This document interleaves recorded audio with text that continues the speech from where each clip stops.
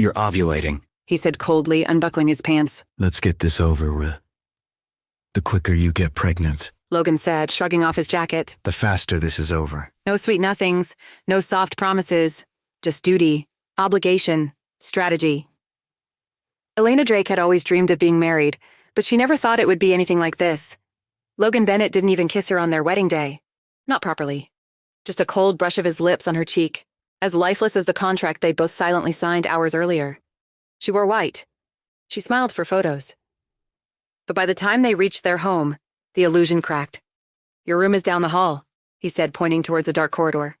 If you need anything, ask the butler. Elena nodded. Not exactly how she imagined the night of her wedding would be. I've shared a calendar with you, he continued. I've coordinated with your doctor, and those are the times we will be seeing each other moving forward. Only when you're ovulating. Other than that, I don't want to see you. There were no moments of passion, only scheduled encounters. Thursday at 9, Logan said, eyes never lifting from his phone. Try not to be late. Suddenly there was a knock on the door. Elena looked to the door confused, but Logan didn't seem surprised at all. He opened the door and there stood Ivy Monroe, his recovery nurse. I'm here to make you feel all better, she said with a wicked grin. His nurse was doing an after-hours session on the night of his wedding, Elena thought to herself. They both turned to Elena as if she was interrupting them. Is there anything else, Elena? Logan asked coldly. If not, go to your room. We have work to do. Elena's cheeks flushed. She couldn't believe she was being chastised like a child. They both stared at her expectantly, and Elena slowly turned and made her way down the hall. She could hear their hushed whispers and giggles, and it only added more salt to her wounds. It was their wedding night, and he was spending it with another woman. Their life became a routine, and Elena followed the schedule obediently. Their nights spent together were transactional and short. There was no passion. Logan barely even looked at Elena while he was inside of her. As soon as he was finished, he would get up and shower with the expectation that she would be gone by the time he got back. They hardly even said 2 words to each other. Despite everything, Elena never gave up hope. Can I make you dinner tomorrow night? Elena asked softly. I have plans, he answered coldly. What about the next night? Elena persisted.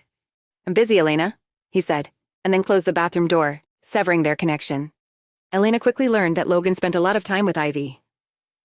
She's just a friend, Logan said when Elena asked. Stop being paranoid. I'm not paranoid, she snapped. You spend more time with her than your own wife. I didn't realize you were keeping track of how I spend my time, he barked back. I'm trying to make this work, Logan, Elena sighed, rubbing her forehead. Well, he said with a careless shrug, maybe if you'd gotten pregnant by now it would be working. He stormed into his room, slamming the door behind him. Elena struggled with their relationship. She wanted to please Logan and be a good wife, but she also wanted more than robotic sex once a week every month. She felt like a dog who was being bred, and every month that went by she wasn't pregnant, she felt like a failure. 2 months later, she bit her lip as she waited for the pregnancy test results. It was positive. She called Logan, giddy and shaking. It rang once, twice, then went straight to voicemail. She texted him to call her but never heard from him until he got home later that night. I'm pregnant, she exclaimed, expecting him to share her excitement. Silence. And then good. No need to see each other tonight then. He walked right past her into his room. A month later she lost that baby. Alone. She clutched her abdomen, blood soaking her dress, her cries echoing through the cold, empty walls. She called Logan again and again, but he wasn't answering his cell. She tried his office, but his secretary picked up. Mr. Bennett is in a meeting with Miss Monroe and can't be disturbed. Tell him it's an emergency. It's about the baby. I'll pass along the message. He never called back. A few months later, Elena got pregnant again, and then she lost the baby again. It was devastating, and even more so that she had to go through it alone all over again. And then it happened a third time. Each pregnancy ended in grief. Each miscarriage carved something from her, and with each loss, Logan grew colder, crueler. You were supposed to be the perfect choice, he said once, barely glancing up from his drink. Hand-selected for me by my grandfather. But you can't even do the one thing you were brought here to do. That night, Elena cried in the bathtub until the water ran cold. The 4th time Elena got pregnant, it felt different. And suddenly Logan changed. He came to her doctor's appointments, held her hand, kissed her forehead, smiled when the technician said the baby was healthy. For the first time since their wedding, Elena felt like they might actually become something real. She dared to hope. She dared to believe in him. She even dared to love him. Until the pain started. Sharp, blinding, unforgiving. She collapsed in their bathroom, clutching her stomach, sobbing, No, not again. Your baby is dying inside of you. Just like any love I ever had for you is dead, Logan Bennett screamed at his pregnant wife. I don't love you, Elena. I really never did. Elena Bennett sat in her private hospital room, staring at divorce papers while her fourth miscarriage threatened to tear her world apart. Or so she thought. Her soon-to-be ex-husband, Logan Bennett, towered over her bed. Sign them. Now. Elena looked up at his cold, unwavering expression. The brutality of his timing sent a shiver down her spine. Her hand trembled as she took the pen and signed her name. How did it come to this? Just 2 hours earlier, Elena Bennett was walking the familiar path through the Beverly Hills Hospital, believing the worst thing that could happen that day already had. Her fourth miscarriage in the past 6 months. As she approached the nurse's station, her steps were measured and controlled. She wore simple pearl earrings and a cream cashmere sweater, her hair in a loose chignon. Yet there was something fragile in her movements today. Her usual grace in public seemed strained. 10 months of playing the perfect happy wife had already taken its toll, and her composure was starting to slip. The nurse appeared. Brooke, Elena remembered, holding a tablet and wearing a sympathetic smile. They'd developed a rapport over these past months, though neither acknowledged it directly. Mrs. Bennett, everything's ready for you. She hesitated, had them bring in fresh flowers, the peonies you mentioned liking last time. Elena nodded, throat tight. Thank you. Inside the private room, Elena sank onto the bed, her composure wavering for just a moment. 4 miscarriages. On 4 Tuesdays. Each one stole a little more of her hope. Her future. Pieces of herself she wasn't sure she'd ever get back. Her hand shook slightly as she reached for her phone. The call rolled to voicemail as she knew it would, as it always did on these Tuesdays. You've reached Logan Bennett. If this is about the Tokyo merger, contact my office. If this is about the charity gala, contact my assistant. Elena closed her eyes, letting her husband's recorded voice wash over her. Smooth, professional, and emotionless. Logan. I'm at Cedars again. Same room. Same story. She paused, swallowing hard. Just once I wish you'd answer. Just once I wish you'd. She cut herself off, years of training kicking in. Even in private messages, there were appearances to maintain. She ended the call and immediately dialed Logan's assistant, Kevin. Kevin answered with his usual neutral tone. Mr. Bennett's office. It's Elena. Tell Logan I'm at Cedars. She stared out the window, the Bennett building rising like a silver needle against the sky. Though I suspect you already knew that. Kevin paused briefly, hesitating. I'll pass along the message, Mrs. Bennett. Elena lay back against the pillows, one hand resting protectively over her stomach. Time moved strangely in hospital rooms, stretching, contracting, leaving too much space for thoughts you'd rather not have. She counted the flowers in the arrangement Sarah had brought. 13 peonies, their pale pink petals already beginning to unfurl. 13, an unlucky number. She almost laughed at the irony. Suddenly the door to her room swung open with a startling force. Logan stood there, power and privilege wrapped in a perfect suit, every inch the corporate titan he'd been groomed to be. He filled the doorway with his presence, 6 feet tall, razor-sharp jawline, and a physique that betrayed regular sessions with LA's most expensive personal trainers. But his face held nothing of concern, only irritation. Really, Elena? Today of all days? She looked up at him, still playing the role she'd perfected over several months of marriage. Perfect wife, perfect patient, perfect puppet. I'm sorry, I didn't exactly plan this. Logan's jaw tightened, a muscle ticking beneath his perfectly clean, shaven skin. Let's not do this now. Do what? I'm just lying here losing another baby. Don't let me keep you from anything important. The words came out more bitter than she'd intended, and she saw him bristle. He paced the length of the room, agitation in every step. Since we're both here, we might as well discuss this. Discuss what? Elena was still quiet and controlled, even as her heart began racing. Our marriage. Logan pulled out a stack of papers. This arrangement has run its course. Elena felt the air leave her lungs. Arrangement? My grandfather was very specific. Marriage, heir, company ownership, simple requirements. His laugh was short, harsh. For some reason, he chose you, the perfect paper wife. Except you can't seem to handle the most basic part. Understanding dawned slowly, painfully, like poison spreading through her veins. You married me for the company? Of course. Logan's voice held no emotion. Why else would I marry someone like you? No connections, no real value. Just a pretty face my grandfather inexplicably trusted. Elena's fingers twisted in the expensive sheets, her knuckles white with tension. Someone like me? Let's be honest, we were never going to work. Even if you had managed to carry a child, I planned to divorce you anyway. He paused, a cruel smile playing at his lips, the kind she'd seen him use just before hostile takeovers. I don't love you, Elena. I never did. I love Ivy. The divorce papers landed in front of her like a judgment. Elena stared at them, her world tilting on its axis. Ivy? Your recovery nurse? Not just my nurse, my girlfriend, since before our wedding. He straightened his tie, a nervous tell Elena had noticed before but never mentioned. She understands me. Cares about me. Not just my money. A soft, broken laugh escaped her.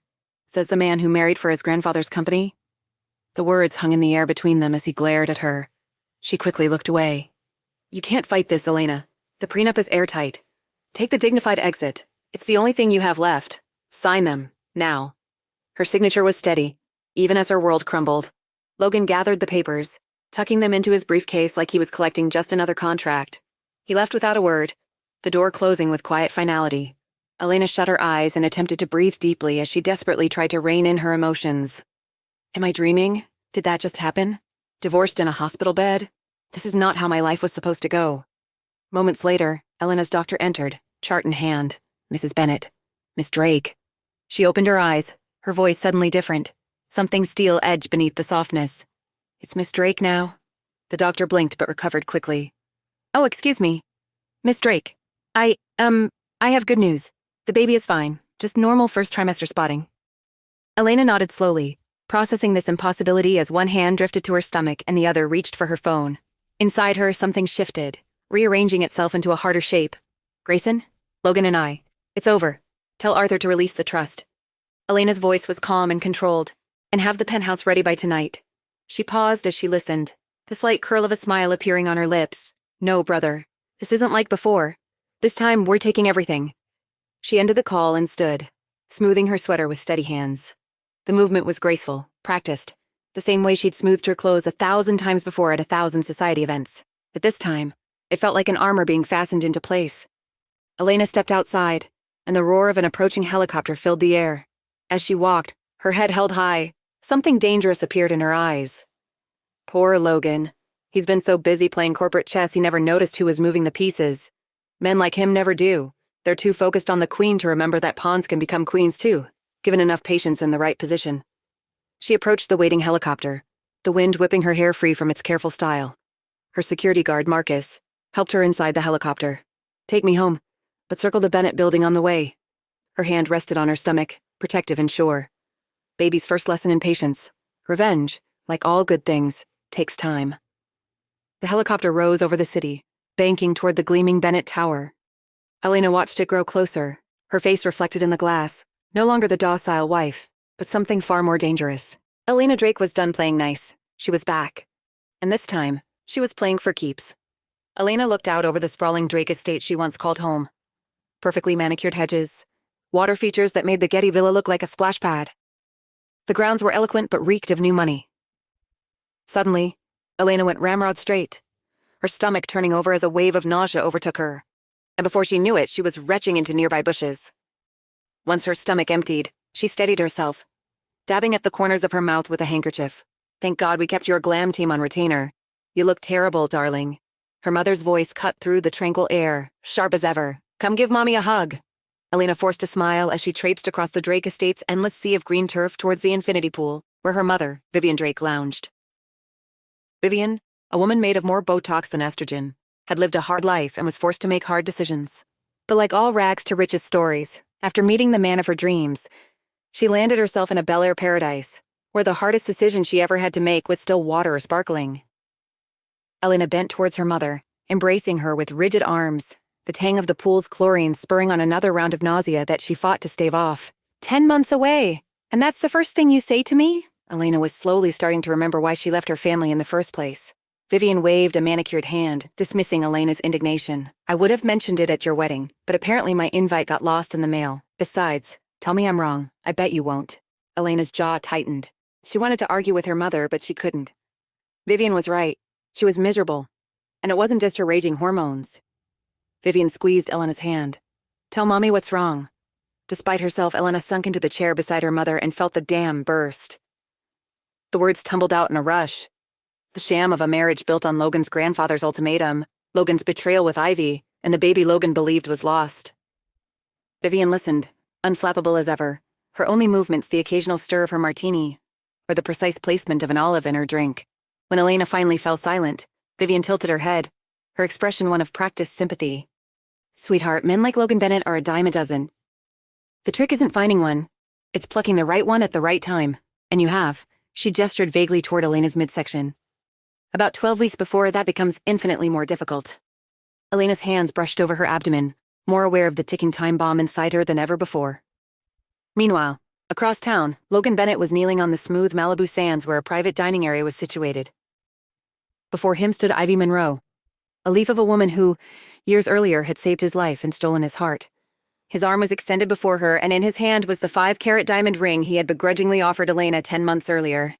Waste not, want not. Oh my freaking God, yes, Logan! Yes! Ivy shrieked in delight as Logan slid the massive diamond ring onto her finger. Champagne! Logan snapped his fingers, sending a nearby waiter scuttling back to the seaside restaurant that loomed in the background, then turned back to admire his new fiancée.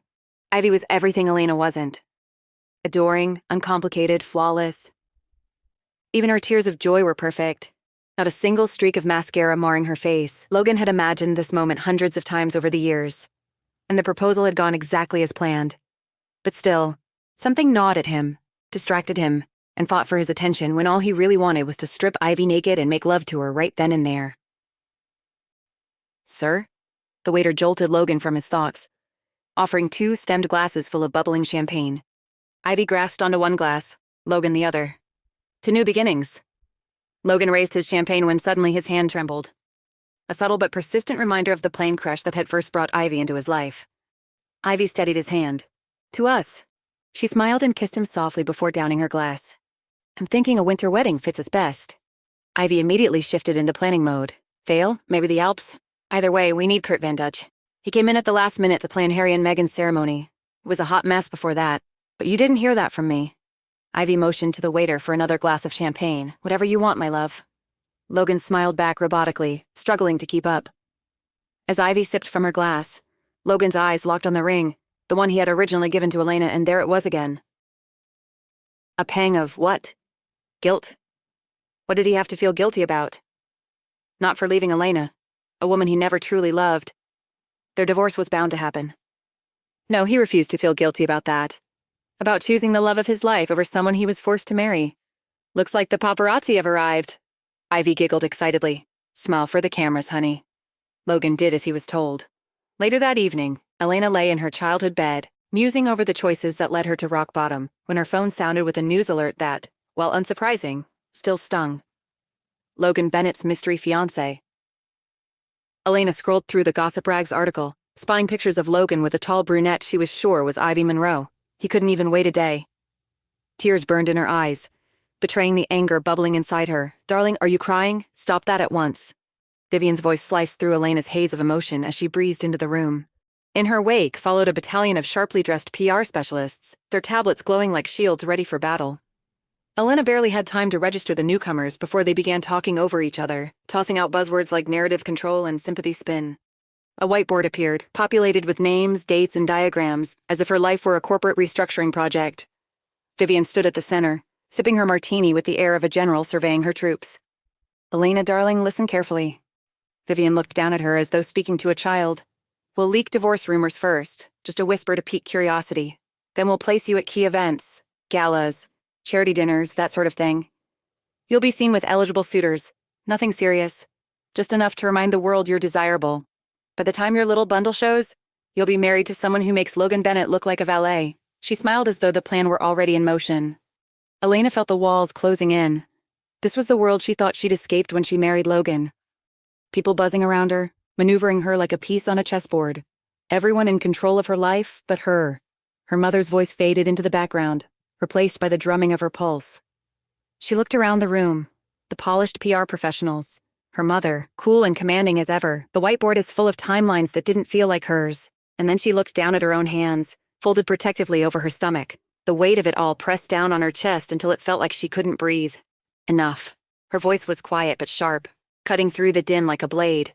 The room stilled, all eyes snapping to her. Vivian raised a perfectly sculpted brow. Elena, darling.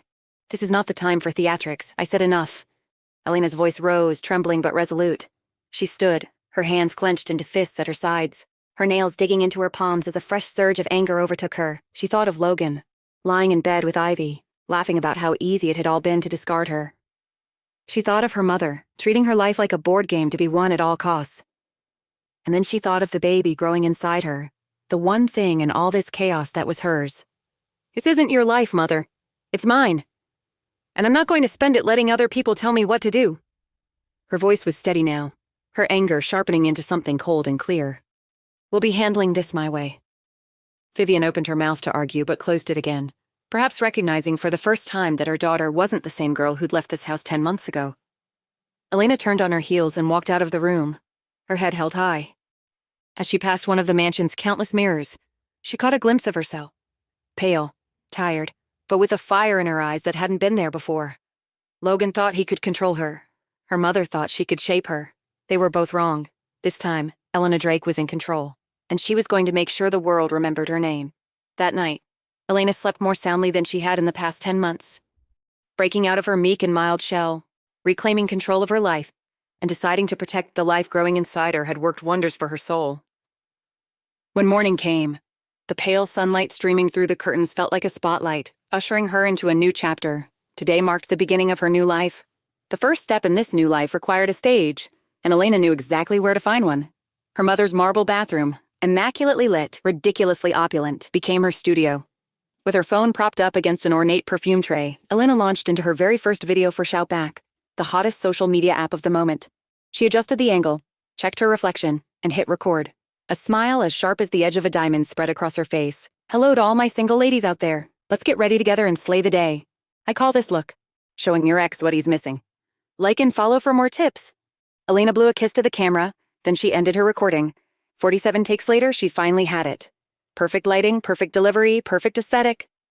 Her thumb trembled slightly, hovering over the upload button. This was it, her first shot across the bow. If it didn't land, her plan to take control of her life and get revenge on Logan could end before it even started. She took a deep breath, then hit upload.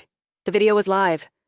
Moments later, her phone buzzed with notifications. Comments flooded in. A tidal wave of support and intrigue.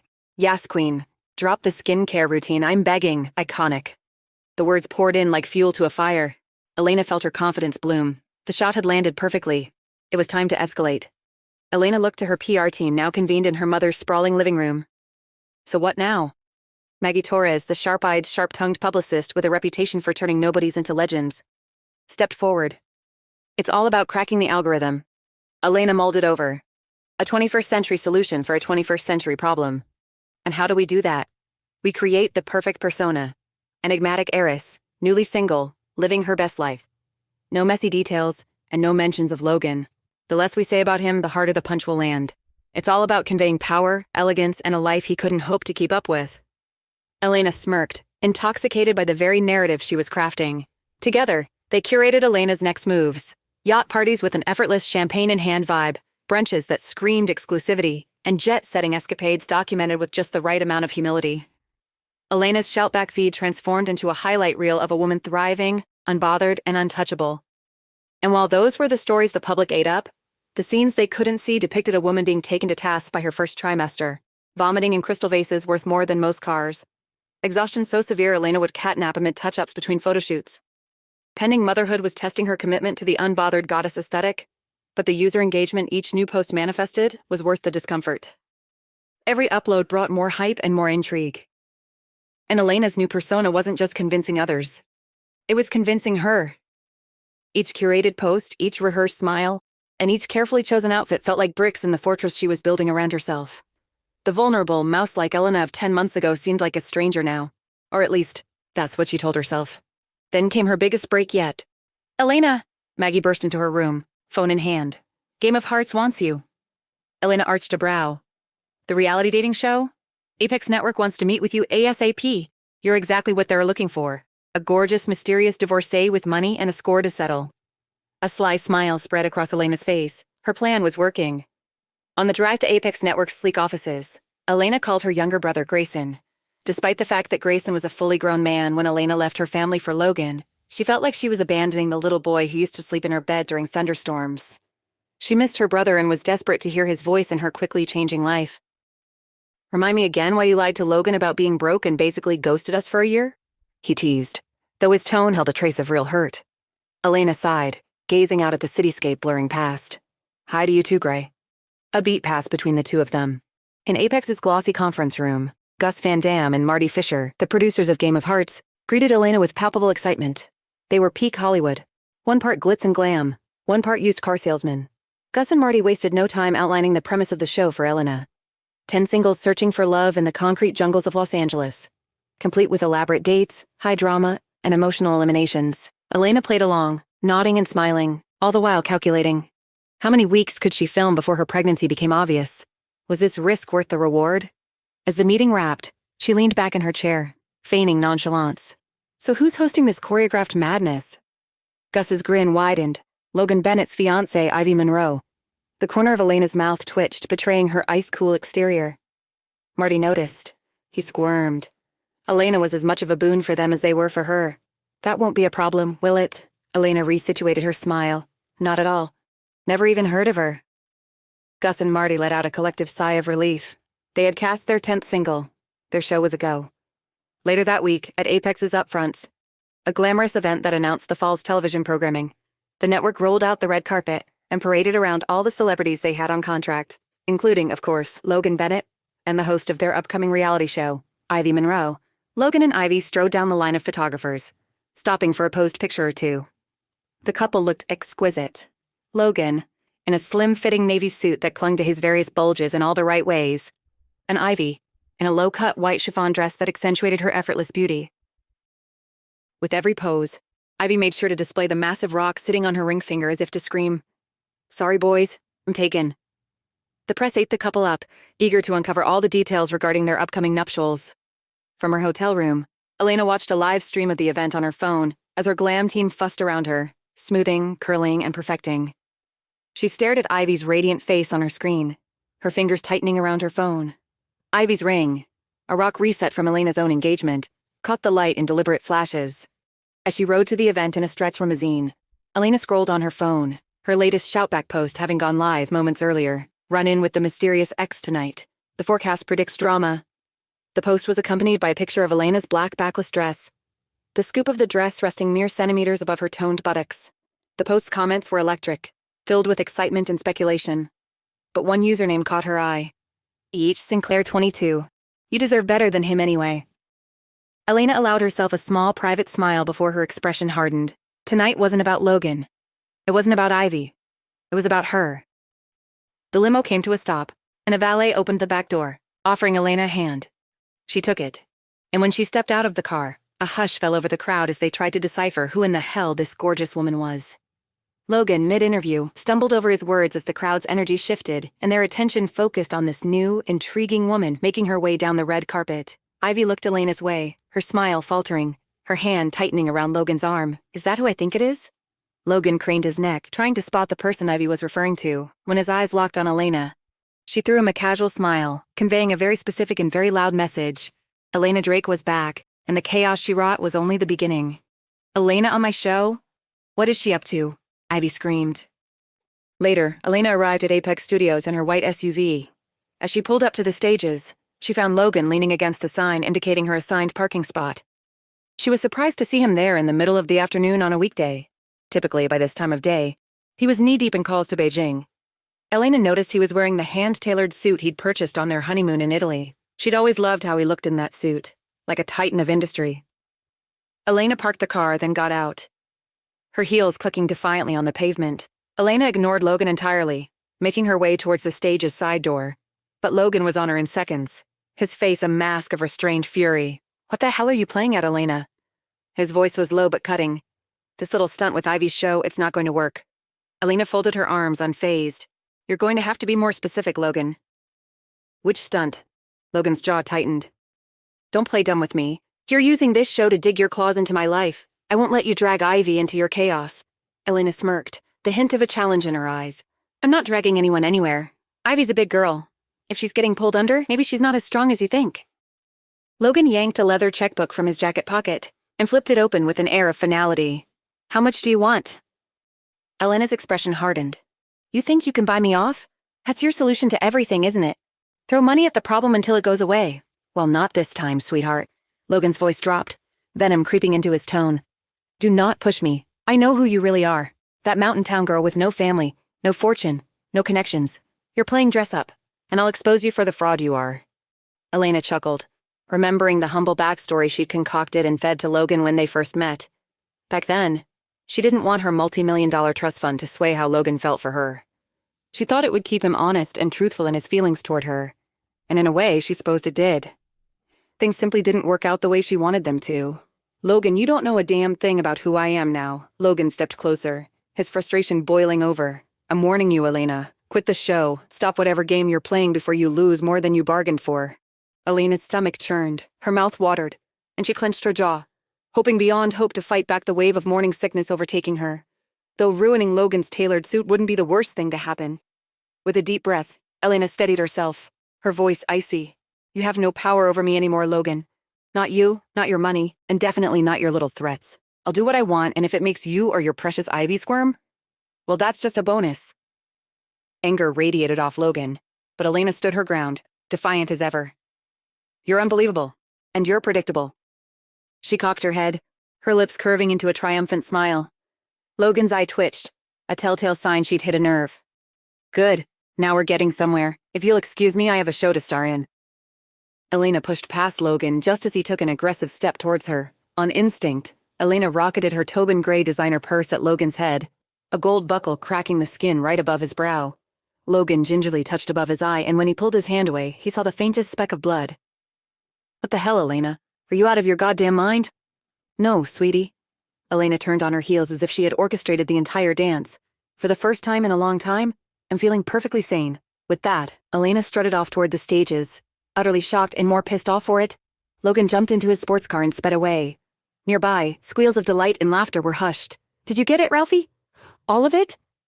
Ralphie Perkins and Tara Butler, the minds behind the Game of Hearts social media account, were crouched behind a nearby dumpster, secretly filming Elena and Logan's entire exchange on their phone. "Oh, I got it." Ralphie couldn't contain his excitement. "This shit is going to be gold." Inside Apex Studio, Elena glided onto the stage, which was done over to look like the lavish living room of a Malibu beach house. 9 other women sat spread out on various couches. A cameraman ran up to Elena, shoving a camera in her face. She reeled back, put off. "I didn't know we'd be filming right away. It's reality TV, honey. The cameras are always running." Ivy smiled, reveling in Elena's naivete as to how things worked. Elena slipped on a casual grin, not one to be outdone. "Good thing I'm always camera ready." She shot the camera a sultry wink. Finally, she turned toward the other women, her competitors. They all seemed like carbon copies of one another, leggy, tanned, and pumped full of too much lip filler. Compared to them, Elena looked like a natural goddess. Liv Smalls, a Bronx transplant and single mother turned real estate agent to the stars, spoke first. "So you're the chica everyone's been talking about." "Who, me?" Elena feigned surprise. Liv walked up to Elena, sizing her up, but Elena remained undeterred. "I'm Liv." Elena tried to kill with kindness. "I'm Elena. Nice to meet you, Liv." Elena held out a hand, attempting to be cordial, but Liv just stared her down. "Oh, I already know you, girlie, and I got eyes on you." From the corner of her eye, Elena could see Marty and Gus, the producers, motioning for the cameras to get in close on the drama. She played along, understanding the assignment. "Good, Liv. At least now you'll see what a real woman looks like." A Cheshire grin spread on Elena's face as the other women in the room let out an audible gasp. It was clear who the warring titans of this show were going to be. "All right, ladies, take a seat." Ivy motioned toward the couches, attempting to regain control of the show as she slipped into her hosting persona. "Welcome, ladies, to Game of Hearts. You have all been chosen for your success in various fields of industry like..." Ivy motioned to Liv, real estate, then to Shay Olsen, a big-breasted blonde, music, then to Mia Golder, an exotic-looking woman with more leg than torso, and fashion. And while you may all be winners in your professions, you're losers in love. Over the next 12 weeks, we will follow you in your pursuit of companionship as you face off against one another in various challenges, all meant to turn you into experts in the Game of Hearts. Ivy threw a sultry smile at the camera. And cut! Terry, an anxiety-ridden mop-headed man and the director of the show, jaunted toward Ivy. "That was great, Ivy, really, but let's try it one more time. Elena, let's move you more center frame, okay?" Elena rose, making a show of her migration to the center of the couch. "Whatever you need, Turbear." Terry melted at the pet name as Elena innocently smiled on. "Wrap the director around my finger. Check. And then, Ivy, if you could just..." Terry took Ivy by the shoulders and moved her camera left. Through gritted teeth, "Christ, Terry, am I even in the shot?" Ignoring the remark. "Let's go again." As the cameras got back into position, Elena's phone buzzed. She looked to see the hashtag Tobingate trending. Confused, she thumbed at her phone and pulled up a video from the Game of Hearts shoutback page, revealing a video of the moment she hit Logan with her bag. A smile crept on Elena's face, reliving that moment of defiance over and over again, a true delight. Elena's phone rang. She looked. It was her mother. Shit. This can't be good. Elena looked to Terry, for the first time her cool exterior slipping just the tiniest bit. The other women, including Ivy and Liv, took notice, enjoying her look of discomfort. I'm so sorry, Terry. I have to take this. Of course, no problem. Ladies, let's take lunch early. The cast and crew dispersed as Elena moved off to privately take her call. What is it, Mother? You're making a lot of waves, Elena. Wasn't that the point? Just be careful. Do you really want people digging into who you are? Elena needed a pseudonym of sorts. A bit of static to make the discovery of her true identity all the more difficult, or at the very least, afford her team enough time to get in front of whatever damage such a revelation might cause. After dozens of pitches and hours of discussion debating the merits and impact each name could have on Elena's revenge strategy, the team rallied behind the Savage Siren. The merch practically sold itself. I'm sorry, you want to be called what? Ivy's eyes bulged from her heavily painted face. Ivy, Terry, Gus, and Marty huddled in Elena's dressing room as her hair and makeup team put the finishing touches on her look. From here on out, I'll be credited as the Savage Siren. I'll announce it on today's episode. Ivy scoffed. The Savage Siren? That's going to sound insane. Of course. Elena continued with an understanding smile that made Ivy squirm. You can still call me Elena behind the cameras. It's all part of a branding strategy my team and I are putting in place. But if it's too much for you, Ivy, I can always bow out of the show. I would never want to make you feel uncomfortable. Now Terry, Gus, and Marty squirmed. The show hadn't even aired yet, and Elena was already their most popular contestant. Losing her would mean losing viewers, and losing viewers would mean losing their jobs. Whatever works for you, works for us. Gus was happy to oblige. Terry turned to Ivy. You good with that, Ivy? Ivy didn't answer. She simply huffed away. Elena watched as Ivy marched out into the hallway that spilled onto the soundstage, which was done up to mirror the inside of a sprawling Malibu mansion. As she crossed the stage, she passed by Logan. He looked at Ivy, alarmed. My love, what's wrong? Ivy threw up an irritated hand, stopping Logan in his tracks, and blew past him. Logan looked across the room, and his eyes locked on Elena. He marched up to her. What did you do to her? Elena feigned shock. I don't know what you're talking about. Don't play games with me, Elena. Logan's voice was rising. An audible hush fell over the crew as all eyes turned to Logan and Elena. Elena leaned in and whispered, We better play nice, Logan. We don't want another video going viral, do we? Logan fumed, then abruptly turned around to leave when he ran right into a crew member carrying a large set light. Damn it, man, watch where you're going. Elena smiled to herself as she watched Logan untangle himself from the light before rushing off the set. Playing the Savage Siren is going to be fun. Elena had work to do. She focused on her ultimate mission of total social control. Later the next day, chaos ensued. The entire press around her backstory was spiraling so far out of hand it was almost comical. Until Gus and Marty confronted her with Hayden Bowler, the vice president of marketing for the Apex network, by their side.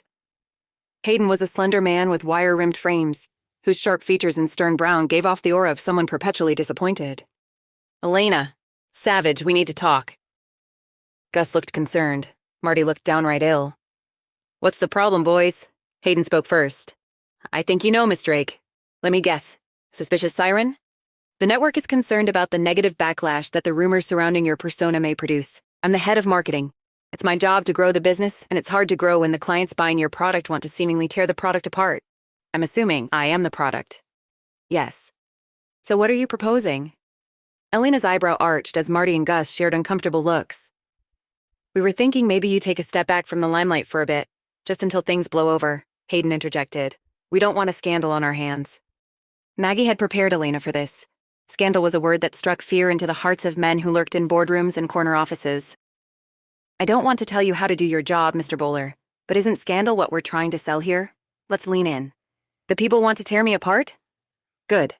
It means they'll be tuning into every episode you produce with bated breath, hoping to trip me up and expose me for whatever fraud they've created in their minds. Marty, Gus, and Hayden looked at each other, impressed and relieved. Hayden nearly stuttered over himself. I think we could do something with that. The sudden sounds of chaos interrupted their scheming. Elena, Gus, Marty, and Hayden ran toward the main set to find one of Elena's hulking security guards, wrestling a pencil-necked photographer to the ground. Elena rushed up to the security guard. What in the hell is going on? It's the paparazzi. They're swarming the stage. I found this rat snooping around your dressing room. Marty pulled out his cell phone. That is private property. We should call the police. Elena looked on at the squirming photographer, struck by the opportunity their indiscretion afforded her. No, Marty, don't. They want to see me. Let them see me. Elena glided through the front doors of the soundstage to find a horde of paparazzi and gossip rag trolls. They fired off questions before the door even closed behind her. Savage Siren, how do you feel about the rumors swirling around you? What are you trying to hide from the public? What is your relationship to Mr. Logan Bennett? Who are you, really? As the questions came, rapid fire, Elena struck all her best red carpet poses, lips pursed, chin lifted, sultry pout. The cameras ate her up.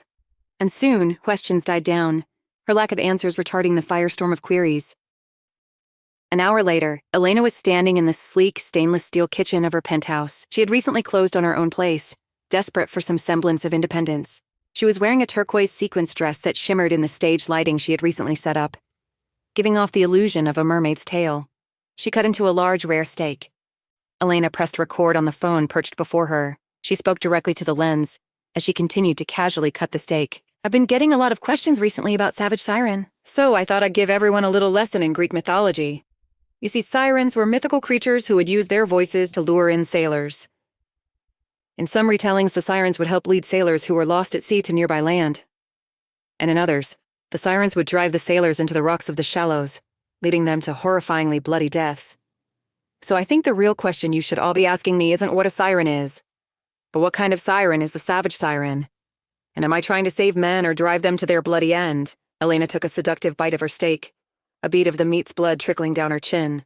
She wiped at it with a long, perfectly manicured finger before sucking the blood from her own digit. With a smoldering smile, she ended the video and uploaded it to Shoutback. As instantly as it appeared on the platform, the hashtag Siren Strike was trending. Elena's cryptic message had fans spiraling, trying to decode what she meant and who she was. She loved watching the online chaos that seemed to churn up in the wake of all her videos, recognizing the handles that her PR team had created to stoke and control the conversations in Elena's favor. Suddenly her phone rang, and her mother's picture appeared on her screen. Elena reluctantly answered. Yes, Mother? Do you know who I just got off the phone with? Your plastic surgeon? Elena was feeling quippy after the splash her video made. Logan Bennett's lawyer. Her mother's voice was clipped. Elena stiffened, trying to deduce what Logan had up his sleeve, but before she could come to her own conclusion, her mother interjected. He was asking about your trust fund. You need to shut this down, Elena. Now. Logan rode the elevator to his grandfather's penthouse office on the 20th floor of the Bennett Entertainment Agency. In his hands, he held a single piece of paper, the statement of Elena's trust fund. Information he gleaned after threatening to expose the nasty drug habit of an old college friend whose family owned the bank. While the statement felt like a step in the right direction, most of the information was redacted, and it gave him no further insight into Elena's past or where she was getting her money from. Part of him felt taunted. Part of him felt turned on, getting a rush from the three-dimensional chess he and his ex-wife were playing. But it backed him into a corner and forced him to confront the person who got him into this mess in the first place. His grandfather, Edward Bennett, a man whose physique and temperament were carved from stone, was the only other person who had knowledge of Elena. Perhaps he could shed light on Logan's many questions. Edward's father, Luigi Benetali, started the Bennett Entertainment Agency nearly 100 years ago. At a young age, he understood the power one could wield if they were able to break into the entertainment industry and control it. So Luigi came to Los Angeles, changed his surname, and did all he could to drain his voice of foreign inflections, thus giving birth to the Bennett Entertainment Agency. In the span of 2 generations, the agency went from a one-man operation to an entertainment powerhouse, representing A-list talent. Edward had been running the agency for the last 40 years, but he was getting on in age. With his own son out of the picture, Logan was next in line to ascend to the throne. That is, if he could produce an heir so as to protect the family business from outsiders on the board looking to wrestle power away from the family. That was how Logan became entangled with Elena. Edward had forced her upon him. And Edward was not the sort of man you could say no to or negotiate with. The elevator doors opened into Edward's office, and Logan stepped off. The floor-to-ceiling windows that encased Edward's workspace gave all who entered a touch of vertigo, an effect done by design. While his counterparts were getting their bearings, Edward was negotiating down their bottom line. Grandson. Edward's voice boomed off the glass windows. What brings you here? Logan had prepared an entire speech, but the Herculean aura of his grandfather wiped it from his mind. It's Elena, grandfather. I need to find out more about her past. I discovered a trust fund in her name, but nothing else. I know you have connections in Washington. I thought you could use them to... Edward cut his grandson off. To help you even the score with an ex? Edward's tone was biting, belittling. Logan shrunk before him. It's just that she. Logan stumbled all over himself. His grandfather had this effect on him. You were a fool for divorcing her, and an even bigger fool proposing to that reality show twit, Ivy Monroe. Don't talk about Ivy like that. Logan bristled against his grandfather, shocking even himself. His grandfather let out an uproarious laugh before his face turned rageful. You've forgotten your place in this family, grandson. I'll talk about her any goddamn way I please. Now sit. Logan did as told, like a dog obeying their master. Your little soap opera with Elena Drake is playing out in public. Edward spun his computer towards Logan, which showed headlines from gossip rags and Elena's many viral videos. You're making this family look foolish, weak. How could you do this to me? I didn't mean to. I'm sorry, but if you could help me find out more about Elena's past, I know I could make her go away. You were the one who wanted me to marry her. You must know something about her, about where she comes from, her family? Edward slapped Logan in the face. You will know what I want you to know and be grateful for it. Logan's cheek burned as hot as his simmering rage. Why her? Why do you favor her over Ivy? She's young, beautiful, brilliant. Most men would kill to be in your position. Instead, you toss her aside like yesterday's paper and lust after some Botox-filled bimbo? To think I wanted to leave the company in your hands. I suppose it was a blessing in disguise, you not producing an heir. It showed me how incapable you truly are. Tears burned the corner of Logan's eyes as he struggled to keep them from spilling. Logan looked at his watch. I'm late for a meeting across town. Fix this mess, I don't care how. I will. Logan pulled himself out of his chair and lumbered back to the elevators. As he punched the button for the parking garage, he could hear Edward asking his assistant to bring him the Drake file. I knew there was something more going on here. I must get to the bottom of it. The elevator deposited Logan into the private parking garage that housed his sports car. He jumped behind the leather steering wheel and started up the car. The 600 horsepower that emanated from the car's engine baptized him. He was a man renewed. There was a reason that Edward wanted him to marry Elena, and Logan was determined more than ever to find out why. He dialed his assistant's number on the car's home screen. Logan Bennett's office. Kevin's voice lit up the car. Logan spat at him with urgency. Kevin, find me a private investigator. Not someone on our payroll. Find me the best. I don't care what it costs. Will do, Mr. Bennett. Also, sir. Logan pulled out of the Beverly Hills parking garage onto Doheny Drive, only to be bombarded by a squadron of paparazzi snapping pictures and rifling off incoherent questions he was never going to answer. He did his best to navigate around the herd of crazed photographers. I thought you should know there are reports bubbling up about Miss Drake's involvement in a charity scam. What are you talking about? According to the articles I've read, a former employee of Miss Drake's charity, Better Together, is claiming the foundation collected millions in disaster relief only to divert the funds to some offshore account. It's blowing up online. Cancel Elena is trending. A devilish grin slinked onto Logan's face. He couldn't believe his good fortune. Creating Better Together was one of the do-gooder endeavors that Elena had embarked on during their short marriage. Its mission was to provide relief to those impacted by natural disasters. Elena cluelessly lounged at her poolside penthouse when Grayson stormed in, waving his cell phone in the air. You're being accused of stealing from natural disaster victims. What? Elena tossed aside her designer sunglasses, grabbing at Grayson's phone, seeing for herself. Multiple sources have come forward claiming they have proof. It's lies, Gray, all of it. Don't worry, I know. I've got my guys looking into it. Someone started the rumors. We just need to find out who. Grayson looked at his phone. This is them. They might have news for us. As Grayson moved back into Elena's penthouse, her own phone rang. She looked and saw Gus, the executive producer of Game of Hearts, calling. She answered, doing her best impersonation of a calm woman. Gus, what's going on, babe? Elena, I hate to make this call, but I saw the articles about your charity. Elena stiffened. It's not true. You have to believe me, it doesn't matter. We can't risk being associated with a scandal like this. I'm sorry, Elena, but you're fired. I understand. Elena hung up, her composure crumbling when suddenly a barbaric scream escaped her mouth. Grayson came running out. It's Ivy. What do you mean? My security team traced the story's sources back to Ivy's publicist. She has to be the one behind this.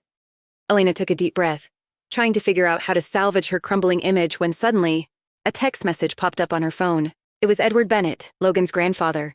The text read, Don't worry about Logan. If you still seek revenge on your father, I'm always here to help. Just then, her phone dinged again. It was an email. Miss Drake, I regret to inform you that Game of Hearts will be formally terminating your contract effective immediately. That was the language in the email Elena received from Apex Network's legal department. Apparently, it wasn't enough to have gotten fired over the phone. Instead of letting the news beat her down, Elena used it as a call to arms. She had to get to work. Will Elena get back onto Game of Hearts, or has her game of revenge come to an end? Why is Edward Bennett helping Elena instead of his own grandson Logan? And will the truth about Elena's pregnancy come to light? And what dangers will that truth bring? Please subscribe to the Pocket FM YouTube channel and press the bell icon for instant notification. Check out our channel for more such exciting shows.